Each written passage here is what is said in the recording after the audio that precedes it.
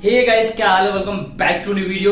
तो भाई जैसे कि अगर आपने नोटिस किया होगा तो अभी क्या है कि कुछ टाइम से जो है आईटी कंपनीज में हायरिंग थोड़ी फ्रीज हो गई है, या कह सकते हो कि पहले के मुकाबले जो है हायरिंग कम हो गई है। ठीक है, तो अब लोग पूछ रहे थे, बच्चे पूछ रहे थे कि भैया इसका क्या रीजन हो सकता है, क्या आईटी में रिसेशन आ गया है, क्या इंडिया की जो आईटी कंपनीज है वो भी फायर करेंगी, मतलब जो बड़ी बड़ी एमएनसीज है क्या वो भी अब लोगों को फायर करेंगी, क्या यूएसए वाला हाल अपना होने वाला है। जैसे कि आपको पता है कि अभी यूएसए के हालात कैसे हैं, श्रीलंका के हालात कैसे हैं, तो क्या यहाँ पे भी वैसे हालात होने वाले हैं, आईटी का भी कहाँ पे जाने वाला है।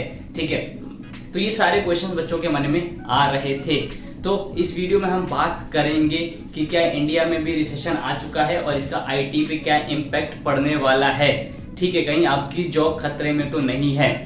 तो वीडियो में भाई अगर मुझे पहली बार देख रहे हो तो वीडियो को लाइक करना, और अगर चैनल पे पहली बार आए हो तो ऑब्वियस बात है वो लाल कलर का जो नीचे बटन है वो दबाना है और चैनल को सब्सक्राइब करना है। तो भाई जब रिसेशन होता है, ठीक है, किसी भी कंट्री में, तो उससे क्या होता है, सबसे पहले क्या होता है कि कंपनी जो स्ट्रगल करने लग जाती है ना रिसेशन के टाइम पे। सेकंड चीज क्या है कि जो लोग हैं अपने जॉब खोने लगते हैं, कंपनी की जो सेल है वो कम होने लग जाती है, और ओवरऑल इकोनॉमी जो है कंट्री की वो डाउन होने लग जाती है। रिसेशन के टाइम पे ये होता है। ठीक है, तो अभी जैसा कि यूएस में आपको पता है, यूएसए में लोगों की जॉब्स जा रही है, वहां पे इन्फ्लेशन रेट आपको पता है कितना बढ़ चुका है। ठीक है, तो हालात वहां के खराब है।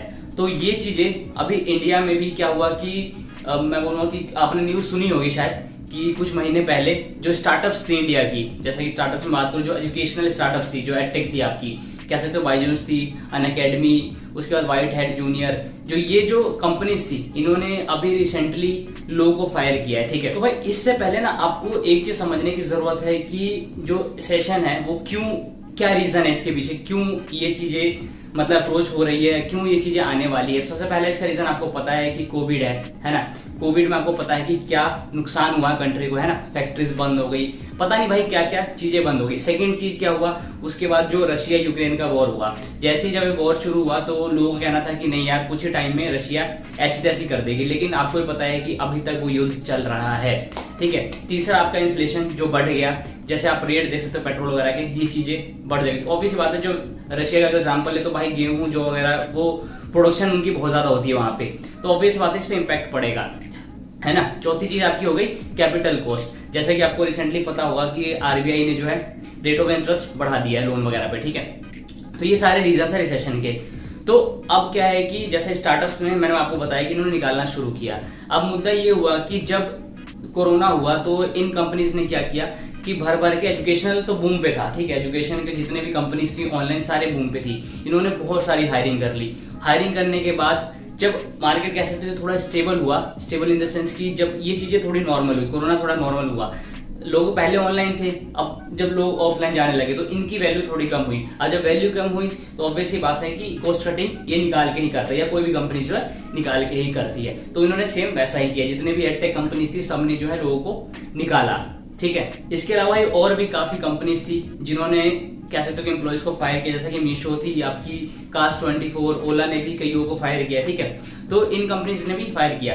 तो अब बड़ा सवाल यह आता है कि जो एमएनसीज है, जैसे कि इंडिया में जो एमएनसीज है, Infosys, TCS, Wipro, Cognizant, Accenture, Capgemini, Mindtree, ये भी जो कंपनीज है, अमेजन। ठीक है, अमेजन की हालात बहुत खराब है बाहर। ठीक है, बाहर बहुत उन्होंने फायर किया लोगों को, अमेजन ने, ट्विटर वगैरह ने।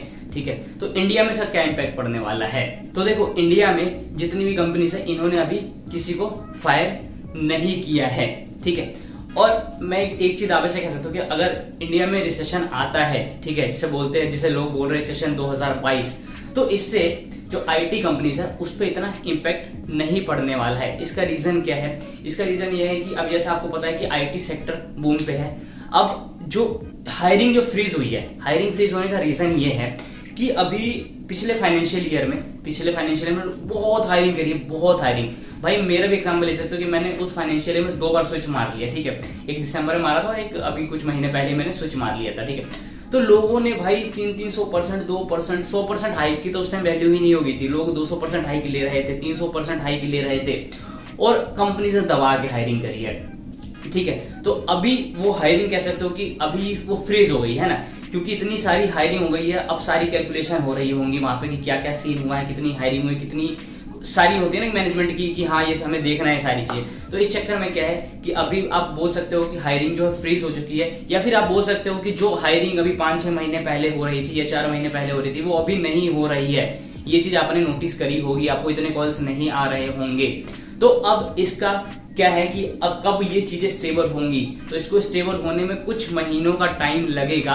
कह सकते हो कि अब 3 महीने भी लग सकते हैं, 4 महीने भी लग सकते हैं, या फिर ये जो फाइनेंशियल ईयर या फिर ये वाला जो ईयर है 2022 खत्म होते होते जो है चीजें स्टेबल हो जाएंगी अभी। तो भाई अभी जो है आपको टेंशन लेने की जरूरत नहीं है ना, तावला होने की जरूरत नहीं है। अभी थोड़ा मार्केट चल रहा है, कह सकते हो कि आप थोड़ा स्टेबिलिटी लाओ। अभी जितना हो सके स्विच मारने की अगर सोच रहे हो तो थोड़ा होल्ड पे रखो, है ना। स्विच अगर आप श्योर हो तभी मारो, खामा का ऐसे ही कंपनी में पेपर मत डाल दो जब तक आपको ऑफर ना मिले, है ना। तो इस चीज का ध्यान रखो। और सेकंड चीज क्या है कि जैसा मैं हमेशा कहता हूँ कि आप अपनी स्किल्स बढ़ाते रहो। क्या होता है कि जब हम कंपनीज प्रोफेशनल लाइफ में जब आ जाते हैं तो हम क्या है कि पढ़ाई लिखाई छोड़ देते हैं। तो ऐसा नहीं करना है। किसी ने जो बात बोली है ना कि हम ऑफिस में काम करते हैं उस कंपनी को बचाने के लिए और घर में हम स्किल्स बढ़ाते हैं उस जॉब को बचाने के लिए, तो आपको भी वैसा करना पड़ेगा। जैसा जैसा मार्केट में जो ट्रेंड आते जाएगा, जैसा क्लाउड आया है तो क्लाउड पे आपको काम करना पड़ेगा, क्लाउड सीखना पड़ेगा। एज़ोर हो गया, आपका GCP हो गया, ठीक है, AWS हो गया। तो ये सारी चीज़ें आपको सीखनी पड़ेगी, मार्केट के साथ आपको चलना पड़ेगा, ठीक है। अगर आपके पास स्किल है तो भाई आपको कोई भी नहीं निकाल सकता है, या फिर आप कहीं भी सस्टेन कर लोगे। लेकिन आपके पास स्किल नहीं है, सिर्फ उसी के दम पे बैठे हो तो आपके लिए खतरा हो सकता है। तो स्किल बढ़ाओ, सबसे बढ़िया चीज़ है आपके लिए, और टेंशन लेने की जरूरत नहीं है। रिसेशन अभी बोल सकते हो कि यहाँ नहीं आया है, बस थोड़ा स्टेबल होने में कंपनीज को टाइम लग रहा है। कुछ महीने में स्टेबिलिटी आ जाएगी, फिर सारी चीज़ें नॉर्मल हो जाएंगी। उसके बाद हायरिंग वगैरह जो है सारी चीज़ें वो नॉर्मल हो जाएंगी, है ना।